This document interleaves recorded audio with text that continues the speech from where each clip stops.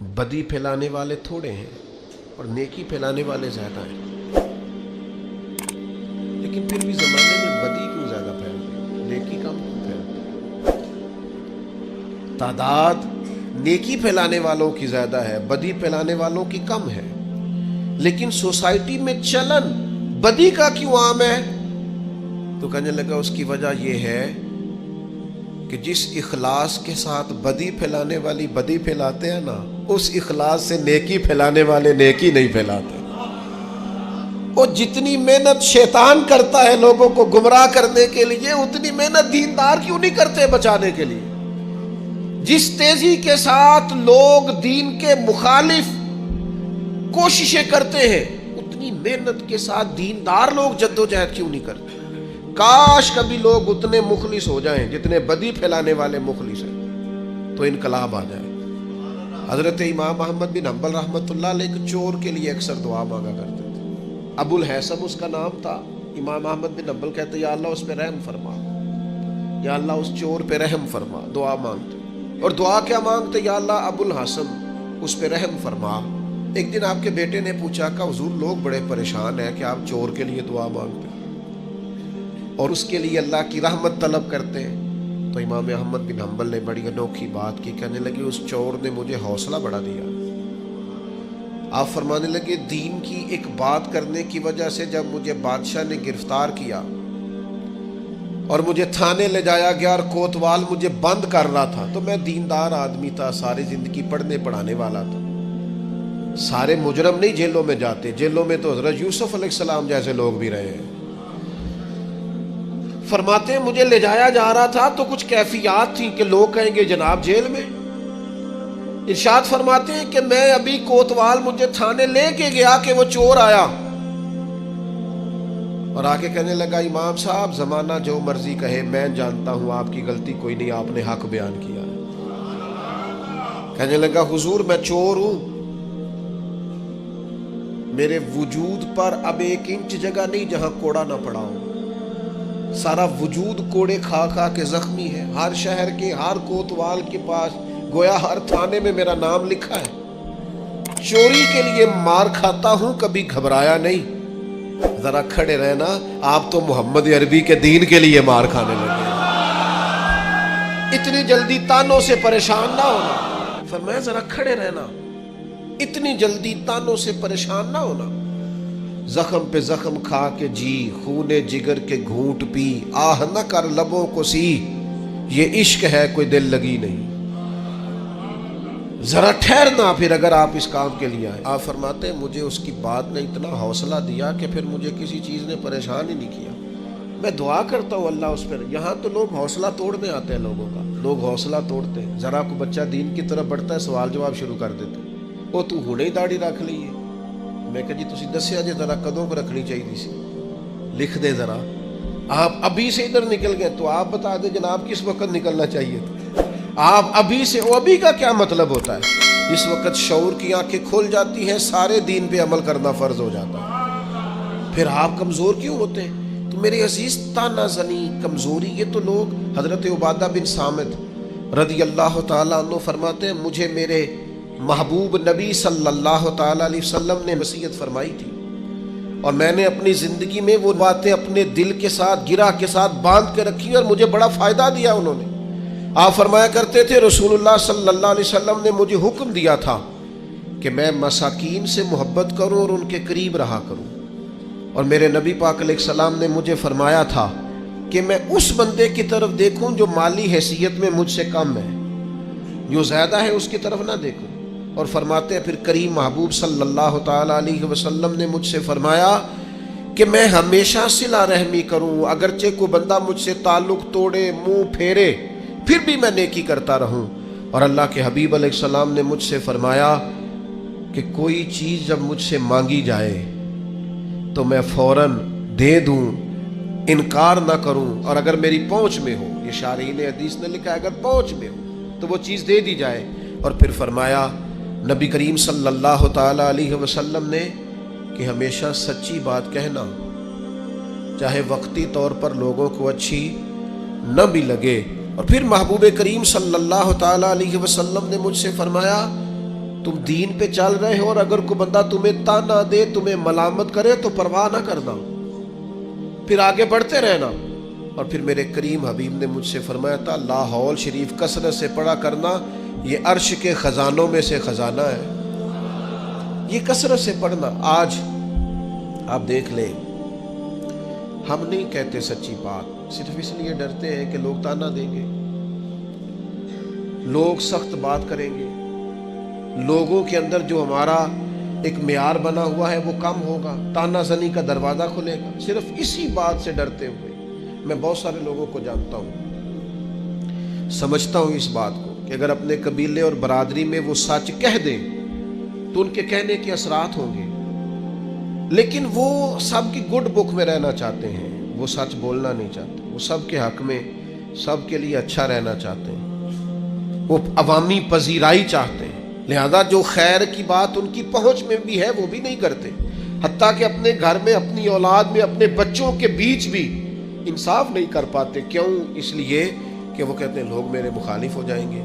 تو میرے بھائی, لوگ تو بلا وجہ بھی مخالف ہو جاتے ہیں, کوئی سبب نہیں ہوتا پھر بھی لوگ مخالفت کرتے ہیں. آپ دیکھیں, پیچھے سے دیکھتے ہیں انبیاء, صلحاء, صحابہ, اتقیاء, اولیاء, دیکھتے ہیں آپ کون ہے جو لوگوں کی پذیرائی اور لوگوں کی گڈ بک میں ہمیشہ رہا ہے. اگر بڑے لوگ بھی تعریف کرنے والے آپ کو ملیں گے تو ڈھیر سارے تنقید کرنے والے بھی ملیں گے. بہت سارے لوگ آپ کو ملیں گے جن کے لب و لہجہ تیر سے زیادہ سخت ہے, جن کی آنکھوں کے اندر آپ کے لیے اتنے سخت تیر ہیں کہ وہ بعض اوقات جملوں سے زیادہ سخت محسوس ہوتے ہیں. کیسے آپ گزارا کریں گے؟ اس لیے بہترین یہ ہے لوگوں کو دیکھ کر راہ کا تعین نہ کریں, رستے کا تعین رب رسول کی رضا دیکھ کر کریں, اور پھر اس پر چلتے جائیں, سفر کریں. اللہ کے پیارے حبیب علیہ السلام نے فرمایا, حضرت ابو سعید خدری رضی اللہ تعالیٰ عنہ حدیث کے راوی ہیں, مسند امام احمد بن حنبل میں موجود ہے. حضور علیہ السلام نے فرمایا, تم میں سے کوئی شخص اگر کوئی ایسا موقع دیکھے جہاں اللہ کے احکام کو توڑا جا رہا ہے تو اسے چاہیے کہ وہاں بات کہنے میں حقارت محسوس نہ کرے, تبلیغ کر دے, بات کہہ دے, لوگوں کو بتا دے. اور فرمایا اگر ایسا نہیں کرے گا تو اللہ قیامت کے دن اس سے پوچھے گا, وہاں تجھے بات کرنی چاہیے تھی, تو نے کیوں نہیں کی؟ تو عرض کرے گا یا اللہ میں لوگوں سے ڈر گیا تھا. تو حضور فرماتے, رب فرمائے گا میرا زیادہ حق تھا کہ تو مجھ سے ڈرتا, لوگوں سے ڈر گیا, تجھے مجھ سے ڈرنا چاہیے تھا. اور یاد رکھیں جو اللہ سے ڈرتا ہے پھر وہ کسی اور سے نہیں ڈرتا. آپ خیر کی بات کہہ دیں. وہ ہمارے بزرگ تھے, مجھے بات بڑی پسند ہے سادی سی پر بڑی انوکھی ہے. بازار میں سفر کر رہے تھے, جا رہے تھے تو ایک عورت کو دیکھا بغیر پردے گلے میں دوپٹہ ڈالے جا رہی. تو حضرت صاحب چہرہ ادھر کیا ہوا ہے, پتر مسلمانہ دی بیٹی ہے,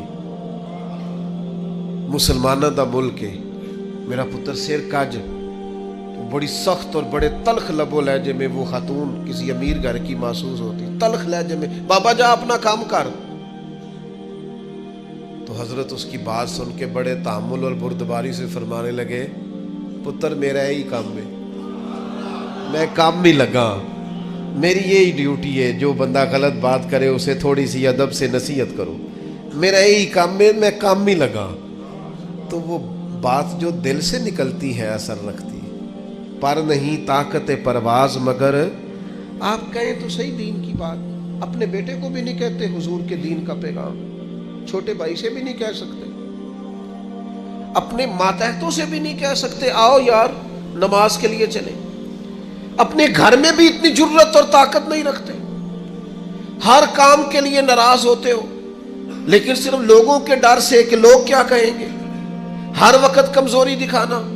میرے عزیز, اس سے آپ نکل جائیں, اس بات سے پرواہ نہیں کی لوگوں نے, لوگ نکل گئے. آپ یقین کریں کتنے بڑے تھے حضرت زبیر بن عوام, فرماتے تھے کسی کی جرت نہیں تھی کبھی کہ میری طرف آنکھ اٹھا کے دیکھے, لیکن پھر میں نے کلمہ پڑھا, مجھے اوڑھنے دے اذیتیں, تو میری عادتیں نہ خراب کر. فرماتے چٹائی لپیٹ کے نہ میرے گرد مجھے باندھ کے, تو اس کو میرا چچا آگ لگا دیتا تھا. وہ جو دھواں ہوتا تھا نا، اس کا ایک دھواں بڑی تکلیف دیتا ہے اگر آپ دھوئیں میں گر جائیں. فرماتے ہیں اس سے مجھے اذیت پہنچتی، تکلیف پہنچتی، لیکن ہر لمحہ میرے دل سے بھی صدا نکلتی، حق وہ ہے جو رسول پاک لے کے آئے، سچ وہ ہے جو نبی کریم علیہ السلام نے بیان فرمایا. کسی جگہ بھی کسی کمزوری کا اظہار، کیوں ہم کمزور پڑ گئے؟ اللہ جانے کون سی ایسی باتیں ہیں جن کی وجہ سے ہم پیچھے رہتے جا رہے ہیں. میرے عزیزوں، ان کمزوریوں سے اپنے آپ کو نکالو. میں آپ سے عرض کروں، اپنے بچوں کو بزدل نہ بنائیں. انہیں یہ نہ کہیں کہ وہ بندے کیا کہیں گے، لوگ کیا کہیں گے، لوگ تیرے بارے میں کیا سوچیں گے. یہ ٹھیک ہے کہ انہیں تہمت والی جگہ سے بچائیں کہ یار تو رسوا ہو جائے گا، اور رسوائی جو ہے وہ ٹھیک نہیں ہوتی، اور وہ انہیں بتائیں غیر شرعی کاموں میں، یا وہ سستی کر رہے ہیں دین سیکھنے میں تو اس میں. لیکن میرے عزیز، کھانے پینے میں، اوڑھنے پہننے میں اور زندگی گزارنے میں آپ انہیں لوگوں کی رائے کا محتاج نہ کریں کہ بیٹا یہ تو اگر کھا لے گا تو لوگ کیا کہیں گے، یہ پہن لے گا تو لوگ کیا کہیں گے، اس معاملے میں لوگ کیا کہیں گے. دیکھنا یہاں لوگ، آپ بزدل نہ بنائیں اولاد کو.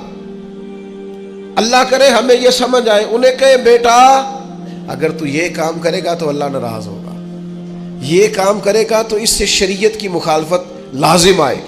اگر اپنے بچوں کو آپ دائرہ شریعت کے اندر تبلیغ کریں گے، آپ اللہ رسول کے نام پر انہیں تبلیغ کریں گے، تو وہ تو عام لوگوں کے مقابلے میں طاقتور ہو جائے، ان کے اندر تو قوت پیدا ہوگی، بیداری پیدا ہوگی. لیکن ہم کیا کرتے ہیں، بچپن سے بچوں کو سیاست دان بناتے ہیں.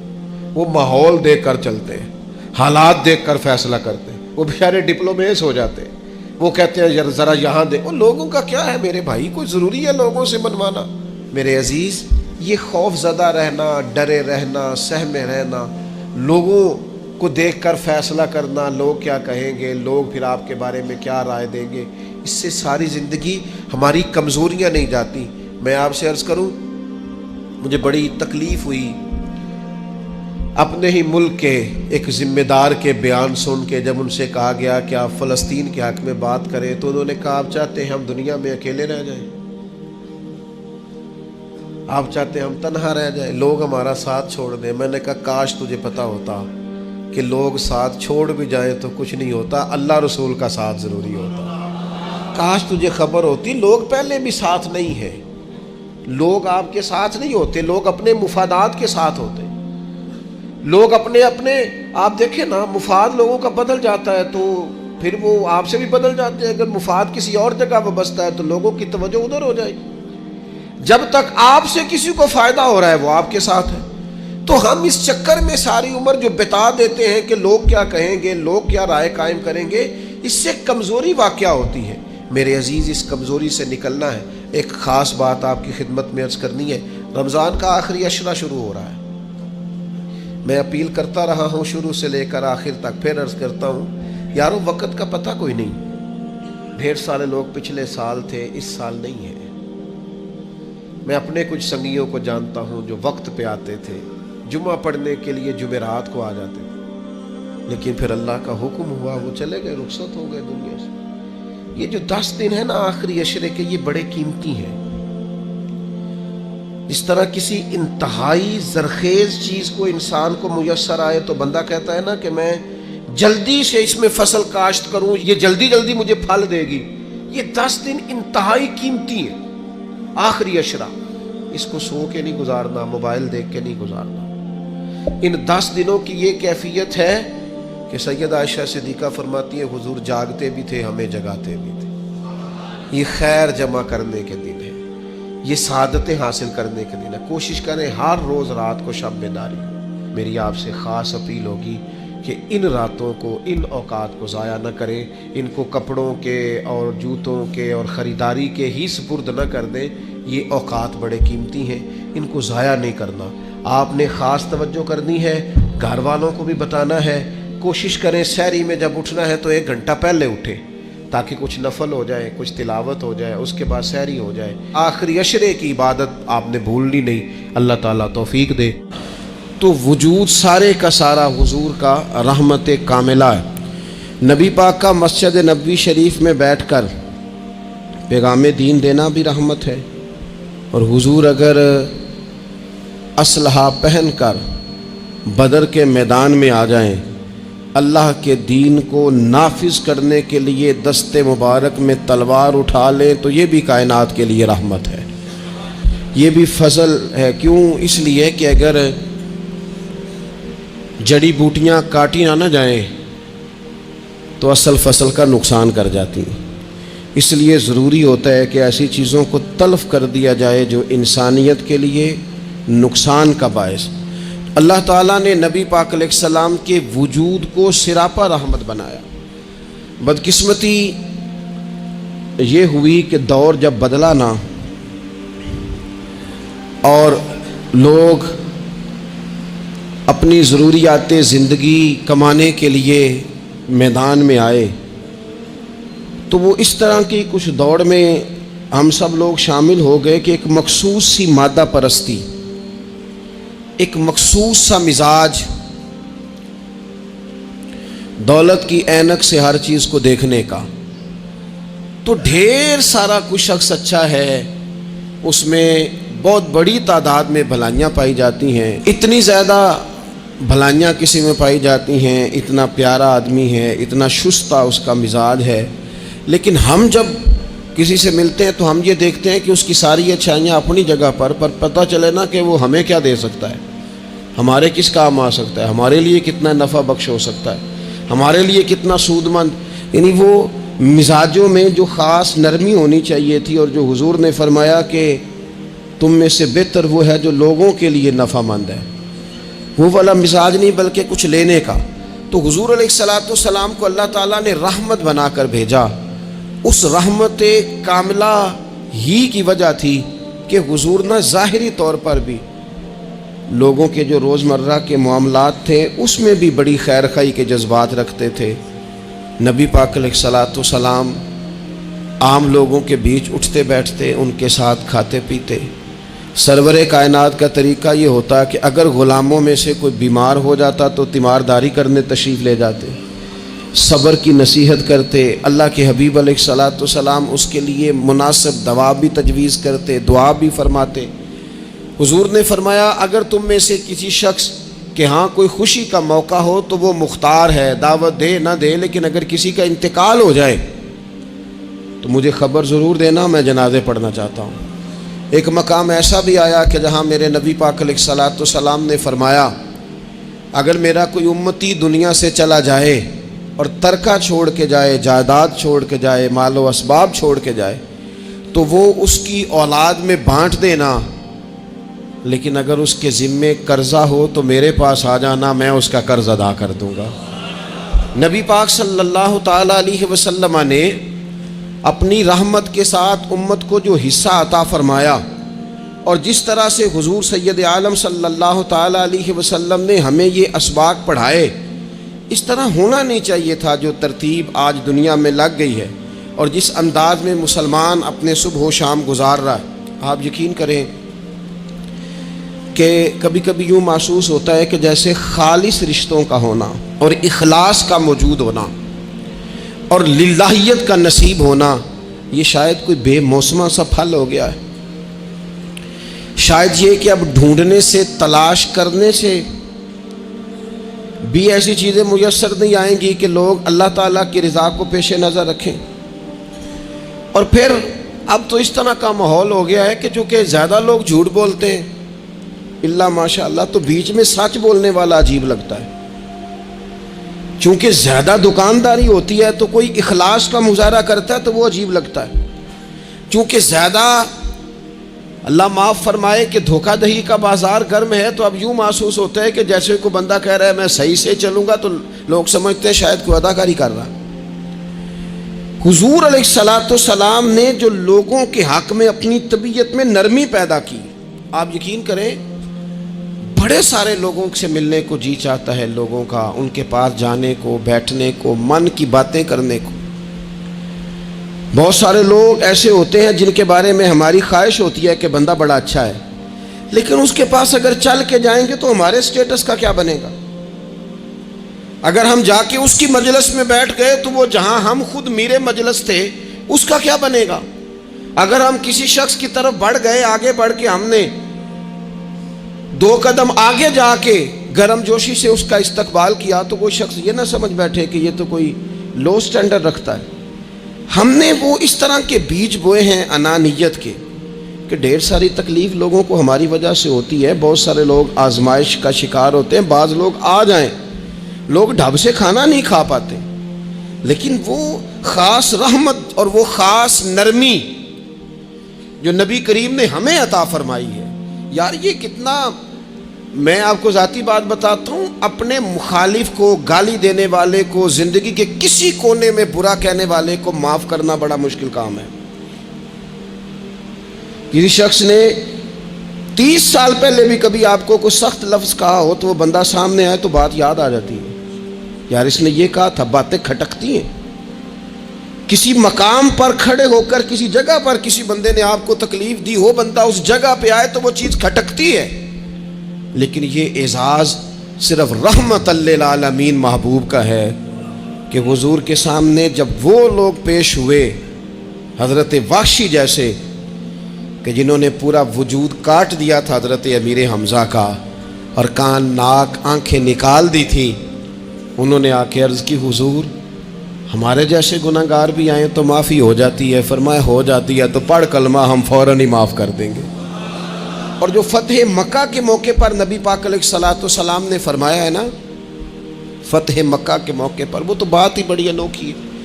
انہوں نے کہا تھا آپ ہم سے کیا سلوک کرنے والے ہیں, تو فرمایا سلوک کیا کرنا ہے, جو پیچھے ہو چکا ہے نا اس کا ذکر بھی نہیں کرنا, کتاب کے پچھلے صفحے پلٹنے ہی نہیں, یاد ماضی یہ عنوان چھیڑنا ہی نہیں, جو ہو گیا سو ہو گیا. یہ خاص رحمت کاملہ اللہ تعالیٰ نے اگر عطا فرمائی ہے تو میرے اور آپ کے پیارے رسول ہی کو عطا فرمائی ہے. یہ خاص جذبات اور یہ خاص کیفیات حضور نا, دیکھو ماں باپ جو ہوتے ہیں نا اولاد کے حق میں بڑے شفیق ہوتے ہیں. میں بڑی ذمہ داری سے بات کرنے لگا ہوں. ماں باپ کے ساتھ اگر کوئی سب سے بڑھ کے زیادتی کرتا ہے تو کرتی بھی اولاد ہی ہے. بڑا کچھ کر جاتے ہیں بچے, بعض ایسی باتیں بھی کر جاتے ہیں کہ جو ان سے نہیں کرنی چاہیے, لیکن کہو نا والی صاحب سے کنارہ کر دیں بچے سے, جس کے 9 بیٹے بھی ہیں اسے بھی کہو نا کہ تو کر ذرا کنارہ کر کے دکھا, نہیں کر سکتا. وہ شفقت پدری جو رب نے اس کے سینے میں رکھ دیا وہ کیسے نکالے گا. 20 دفعہ غصہ آیا تو اس نے پلان کیا کہ آج کے بعد نہیں, ختم. اب میں نے بتانا ہے اس کو کہ کس طرح کوئی کسی کے ساتھ زیادتی کرتا ہے, لیکن 1 گھنٹہ بھی نہیں تیرا گزرا, کیونکہ شفقت پدری ہے. خدا را یہ میرا اور آپ کا سب کا معاملہ, اس کو سمجھیے گا. شفقت پدری, اگر مرشد ہو نا کبھی مرشد کریم, تو پرخشیں اڑا دینے والوں کو بھی سینے سے لگانے کا حوصلہ رکھتا ہے, کیونکہ وہ شیخ جو ہے اس کا دل جو بڑا ہے.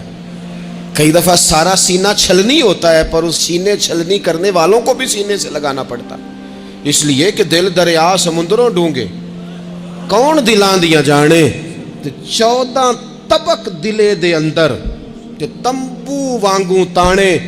مشکل کام ہے استاد صاحب. وہ مطلب ہم نے یہ دیکھا ہے کہ بچے کو اٹھانے کے لیے والد آ گئے کہ نہیں جی نہیں ہم نے نہیں پڑھانا, تو استاد صاحب کہنے نے او میں بڑی محنت کی تھی جی ہم تے چل گیا 6 مہینے ویکھو تے صحیح, میں نے بڑی مشقت کی ہے, یہ راہ میں نہ اسے لے جاؤ. میں نے تو کئی ناشتے نہیں کیے کہ کلاس میں پہنچنا تھا, کئی دفعہ میں نے کھانا چھوڑ دیا کہ مجھے دیر ہو گئی تھی, نہ لے کے نہ جاؤ, میری مشقت ہے. یہ میں آپ کو وہ والی مثالیں دے رہا ہوں جو صرف میرے اور آپ کے عقل کے قریب ہیں. جب تیری 20 غلطیوں سمیت تیرا والد, تیری ماں, تیرے مرشد, تیرے استاد, تیرے بزرگ, تیرا بڑا بھائی تجھے قبول کر لیتے ہیں نا, تو بس سمجھ لے یہ جتنا بھی پیار کرتے ہیں یہ سارا ایک قطرہ ہے, اور محبوب جو محبت کرتے ہیں اس میں سارے دریا سما جایا کرتے ہیں.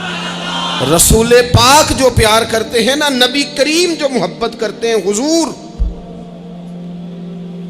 اور حضور کو سب سے زیادہ غم کیا رہتا تھا, روزی روٹی کا نہیں, اس کا بھی بندوبست کیا, تعلیم و تعلم کا بھی بندوبست کیا. حضور کا سب سے بڑا احساس یہ تھا کہ میری امت دوزخ سے بچ جائے. کہ جنت میں جائے، گمراہ عقائد سے باہر آئے، راہ حق انہیں نصیب ہو، اس کے لیے نبی پاک جد و جہد کرتے۔ حضور کو روڑے مارنے والے، پتھر مارنے والے، کانٹے بچھانے والے، گردن پہ اوجڑیاں رکھنے والے رات کو سکون سے سو جاتے، اور نبی پاک انہی لوگوں کے لیے رات کو ہاتھ اٹھا کے ہدایت کی دعائیں کرتے رہتے۔ وہ روڑے مار کے سو گئے جا کے، اور جس نے روڑے مارے وہ نبیوں میں رحمت لقب پانے والا، مرادیں غریبوں کی بر لانے والا۔ اور کسی نے کہا تھا لے کے پہلو میں غم امت نادار آئے، لے کے پہلو میں غم امت نادار آئے۔ وہ دیکھو امتی امتی کہتے ہوئے سرکار آئے۔ وہ دیکھو نا، امتی امتی کہتے ہوئے، لے کے پہلو میں غم امت نادار آئے۔ حضور کے پہلو میں غم ہے امت۔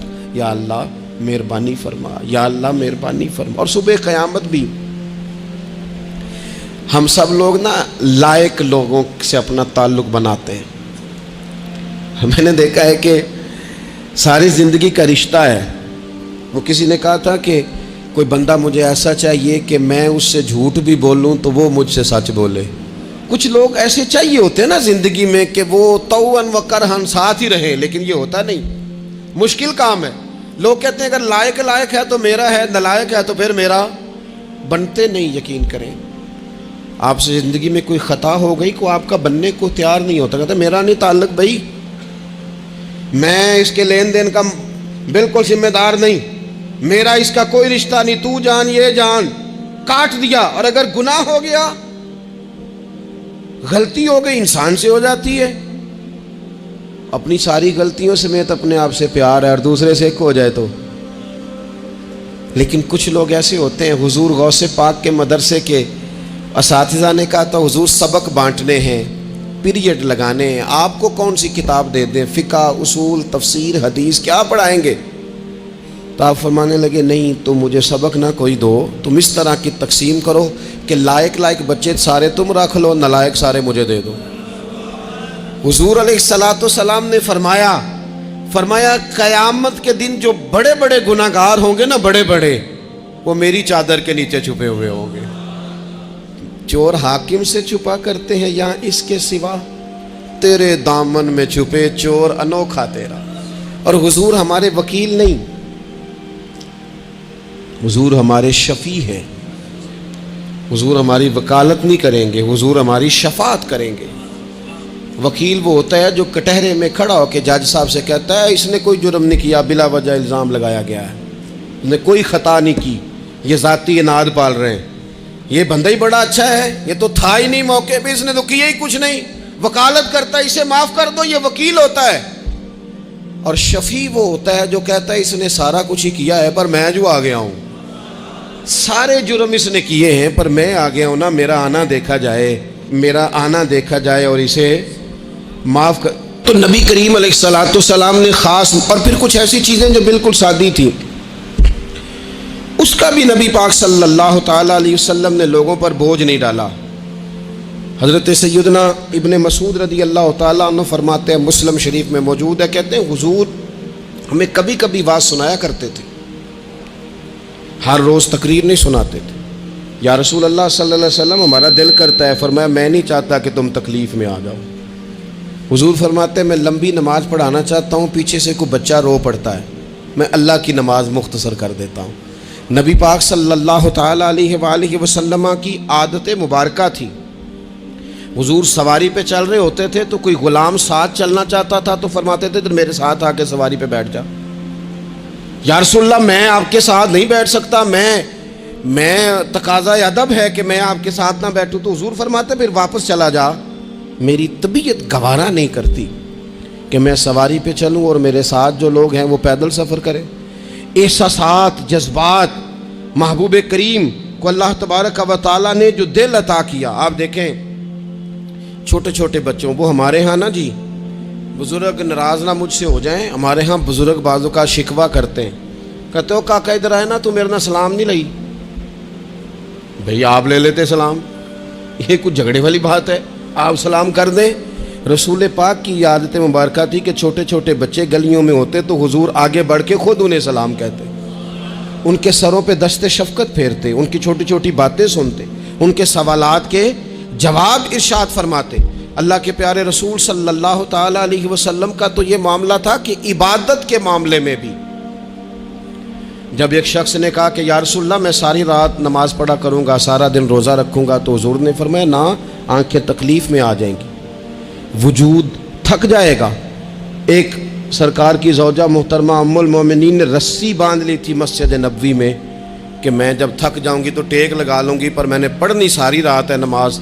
اللہ کے محبوب نے فرمایا جتنی دیر طبیعت اجازت دے اتنی دیر پڑھو، باقی آرام کرو، اور فرمایا تمہاری آنکھ کا بھی تمہارے اوپر حق ہے، تمہارے وجود کا بھی تمہارے اوپر حق ہے۔ یہ ساری چیزیں نبی پاک صلی اللہ تعالیٰ علیہ وسلم کی امت کے ساتھ رحمت پر دلالت کرتی ہیں۔ اسی طور پر آپ دیکھیں کہ نبی کریم علیہ السلام نے 2-3 دن تراویح پڑھی، پھر صحابہ جمع ہو گئے، زیادہ لوگ آ گئے تو سرکار اندر سے باہر ہی نہیں آئے، حجرے میں رہے۔ فجر کے وقت آئے تو فرمایا مجھے پتا تھا تم سارے انتظار میں ہو اور تم نے دیر تک میرا انتظار کیا، میں جان بوجھ کے نہیں آیا۔ کیوں نہیں آئے یا رسول اللہ صلی اللہ تعالیٰ علیہ وسلم؟ تو حضور فرمانے لگے اس لیے نہیں آیا کہ اگر میں آ جاتا اور کچھ دن مستقل یہ نماز پڑھتا تو میرے دل میں خیال آیا کہیں رب کریم اسے فرض نہ کر دے، تمہیں مشقت ہوگی، تمہیں تکلیف ہوگی، لہٰذا میں حضور دل چاہ رہا ہے نفل عبادت کو، اس لیے نہیں کر رہے کہ امت پر کہیں ضروری ہو جائے۔ حضرت سیدنا عباس فرماتے ہیں کہ ایک انصاری صحابی رات کو مسجد نبوی شریف میں داخل ہوئے، ان دنوں جن دنوں وہ بدر کے قیدیوں کو لایا گیا تھا، تو ان قیدیوں کو رسیاں صحابہ نے زور سے باندھ دی تھی، تو کہتے ہیں کہ میں نے دیکھا نبی کریم علیہ السلام بڑی بے چینی کے عالم میں کبھی ادھر جاتے کبھی ادھر آتے۔ میں نے عرض کی یا رسول اللہ صلی اللہ تعالیٰ علیہ وسلم خیریت ہے؟ تو حضور نے فرمایا ان قیدیوں میں میرے چچا جناب عباس بھی ہیں، وہ ہائے ہائے کرتے ہیں تو مجھے نیند نہیں آتی۔ چلو زیادہ نہیں تو تھوڑا احساس کبھی چچا کا بھی پیدا کرنا چاہیے۔ ویسے چچا چاند نہیں ہوتا، چندہ ہمیشہ ماموں نہیں ہونا ہے۔ چچا جتنا مرضی بھی خوبصورت ہو بیچارہ چاند ہو سکتا نہیں، چندہ ماموں نہیں ہونا ہے، پکی بات۔ تو کبھی چچا کا بھی احساس کرنا چاہیے۔ نبی کریم علیہ السلام نے فرمایا چچا ہائے ہائے کرتے ہیں تو مجھے نیند نہیں آتی۔ وہ انصاری صحابی فرماتے ہیں کہ میں دوڑا گیا اور میں نے جا کے معلومات کی کہ حضرت عباس رضی اللہ تعالیٰ عنہ کو کہاں باندھا گیا ہے۔ فرماتے میں جا کے حضرت عباس کی رسیاں ڈھیلی کر کے آیا تو وہ سکون میں آ گئے۔ تو آ کے حضور علیہ السلام کو میں نے دیکھا تو سرکار بھی زمین پر بیٹھ گئے، لیکن ابھی چہرے پر بے چینی باقی تھی۔ میں نے عرض کی حضور میں رسیاں ڈھیلی کر رہا ہوں جناب عباس کی، آپ آرام سے سو جائیں۔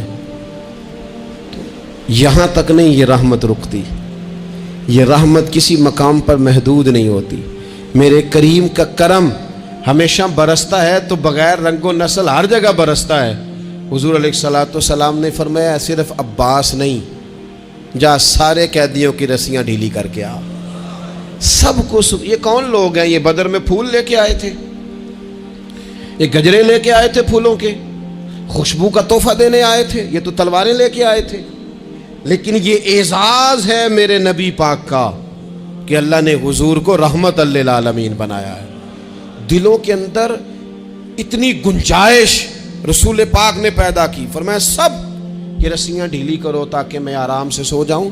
طبیعتوں کی سختی، مزاجوں کا تلخ پن، اپنی ذات کے خول میں بند ہو کے زندگی گزار دینے والے لوگ، اپنے آپ سے شروع ہو کر اپنے آپ پر ختم ہو جانے والا مزاج، جو میں سوچ رہا ہوں، جو میں دیکھ رہا ہوں، جو میری طبیعت فیصلہ کر رہی ہے، جس اینک سے میں معاشرے کو پڑھ رہا ہوں سارے معاشرے کو اسی طور پہ میں لے کے چلوں گا، یہ سوچیں درست نہیں۔ ہم نبی کریم علیہ السلام کے ماننے والے ہیں، ہمیں ان ساری باتوں کا خیال اور ادراک کرنا پڑے گا کہ جو ہمیں ہمارے رسول پاک نے سکھائی ہے۔ انسان پر بعض اوقات کچھ لوگ اس طرح کا بھی اس کے ساتھ رویہ اختیار کرتے ہیں کہ رد عمل کے طور پر کچھ کہنا پڑتا ہے۔ بعض لوگ سخت سست کہہ دیتے ہیں رد عمل کے طور پر، خود اس طرح کے نہیں ہوتے، لیکن تانگ آمد بجانگ آمد تو ایک دفعہ جب بڑی سخت تکلیف دی کفار نے تو صحابہ نے عرض کی یا رسول اللہ ان کے لیے دعا کریں یہ تباہ ہو جائیں. تو محبوب نے خود ان لفظوں کے ساتھ جواب دیا, فرمایا اللہ نے مجھے لعنت ملامت والا نہیں بنا کے بھیجا, مجھے رحمت للعالمین بنا کے بھیجا. انہیں ہر وقت تانے دیتے رہنا, ہر وقت کھڑے رہنا. یہ دیکھیں نا میرے ملک کا ماحول کیا بنا ہوا ہے, رائے کا اختلاف ہی ہے نا, لیکن جو دھینگا مشتی روز ہوتی ہے اور جو دھما چوکڑی روز مچائی جاتی ہے, روز جو نئی سے نئی کہانی پنپتی ہے, ملک کے اندر کوئی شخص ایسا نہیں رہ گیا, کوئی ادارہ ایسا نہیں رہ گیا جس کے بارے میں ہمارے دل بالکل صاف ہوں. اس لیے کہ ہم نے مزاج اس طرح کا بنا لیا ہے, ہم نے اینک اس طرح کی لگا لی ہے, لہجے اس طرح کے بنا لیے. حضور سید عالم علیہ السلام نے ایک دن فرمایا تھا مجھے کسی صحابی کے بارے میں کوئی بات نہ پہنچانا, کسی کی غلطی آ کے ڈائریکٹ مجھے نہ بتانا, میرے سامنے کچھ بھی ایسا نہ کرنا. یا رسول اللہ کیوں؟ فرمایا میں چاہتا ہوں میرے دل میں سب کے لیے گنجائش ہے تو گنجائش ہی رہے. لوگوں کو خوش گمان رہنے ہی نہیں دیا جاتا, اچھی سوچیں پیدا کرنے کے موقع ہی نہیں دیے جاتے. وہی بدگمانیاں ہیں, وہی ماحول کے اندر شدت ہے, وہی انداز ہمارا اس طرح کا ہے, اور وہی کچھ ہم کر رہے ہیں, اور سارے ہیں کہ ایک ہی لاٹھی کے ساتھ ہانکے جا رہے ہیں. خدا را چیزوں کو دیکھیں اور غور کریں کہ ہم نبی پاک صاحب الاولاق سید عالم صلی اللہ تعالی علیہ وسلم کے ماننے والے ہیں. پھر ایک اور بات, حضور کی رحمت چونکہ کامل ہے تو حضور علیہ السلام کا ایک طریقہ ہے. دنیا میں دو طرح سے لوگ اپنا آپ ثابت کرتے ہیں. ایک پورے ماحول میں لوگ اندھیرا کرنا چاہتے ہیں تاکہ میں صحیح طرح چمک جاؤں. وہ پھر بتاتے ہیں کہ اس وقت دنیا میں کوئی آدمی بھی میرے سوا ٹھیک نہیں ہے. کسی کا بھی تذکرہ ان کے سامنے کیا جائے تو ایک دو چار کمزوریاں اس کی وہ بتا دیتے ہیں, کیونکہ وہ فل اندھیرا کرنا چاہتے ہیں اور سمجھتے یہ ہیں کہ جب میں اندھیرا کروں گا تو پھر میں زیادہ چمک جاؤں گا. اس لیے باقاعدہ منصوبہ بندی کی جاتی ہے اور باقاعدہ لوگ بٹھائے جاتے ہیں اور کردار کشی کرنا ایک پورا ماحول بنا دیا گیا, اور کوئی بھی شخص اس سے مبرہ نہیں, وہ دینی تعارف رکھتا ہو یا دنیاوی تعارف رکھتا ہو, سیاسی سماجی معاشرے میں کوئی مقام رکھتا ہو یا سیاسی قد کاٹ سے اس کا تعارف ہو, کردار کشی عام بنا دی گئی اور اس پر لوگ خوش ہوتے ہیں. میرے بھائیوں, نبی کریم نے بھی اپنا اثبات کیا ہے, لیکن رسول پاک کا طریقہ یہ نہیں ہے کہ کسی دوسرے کی نفی کر کے ہی اپنا اثبات ہوتا ہے. قرآن تو نبی پاک پہ نازل ہوا ہے نا, حضور قرآن لے کے آئے ہیں, پر اس قرآن میں تو حضرت موسیٰ کی تعریفیں بھی ہیں, حضرت عیسیٰ کے تذکرے بھی ہیں, جناب عیسیٰ کے معجزات بھی ہیں, اس میں تو حضرت نوح کا ذکر بھی ہے, اس میں تو حضرت آدم کا ذکر بھی ہے, اس میں تو حضرت یوسف علیہ السلام کے حسن و جمال اور کمال کے تذکرے, اس میں تو جناب لقمان حکیم کی حکمت اور دانائی کی بات ہے, اس میں تو حضرت خضر کا تذکرہ ہے. اس قرآن مجید کے اندر تو اولیاء اللہ کی شان ہے, اس میں تو ماں باپ کی فضیلت ہے, اس میں تو پڑوسیوں کی بات ہے. اس قرآن مجید نے تو غریب کی بات کی, یتیم کی بات کی, بیوہ کی بات کی. تو رسول کریم نے بتایا کہ دوسروں کو پیچھے کر کے اپنے آپ کو آگے نہیں کیا جا سکتا, تم سب کو ساتھ لے کے چلو, تمہیں اللہ امامت عطا فرما دے گا.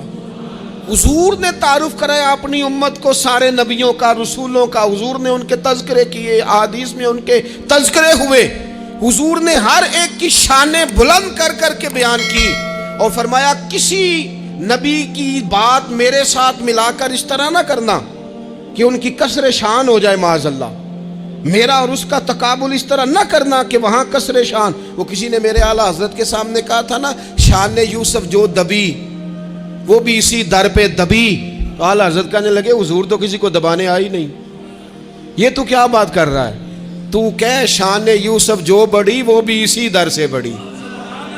یہ کہہ کہ نبی پاک تو عزتیں دینے آئے, ہر ایک کی قسمت میں حضور نے عزت لکھی. کہا باپ راضی ہو گیا تو رب راضی ہو گیا. فرمایا ماں کے قدموں کے نیچے جنت, بہنوں کی بیٹیوں کی پرورش جو کر کے آئے گا میرے ساتھ جڑ کے انگلیوں کی طرح جنت میں جائے گا. فرمایا تم میں سب سے بہتر وہ جو اپنے گھر والوں کے لیے, اپنی بیوی کے لیے بہتر, میں تم سب سے زیادہ اپنے گھر والوں کے لیے بہتر.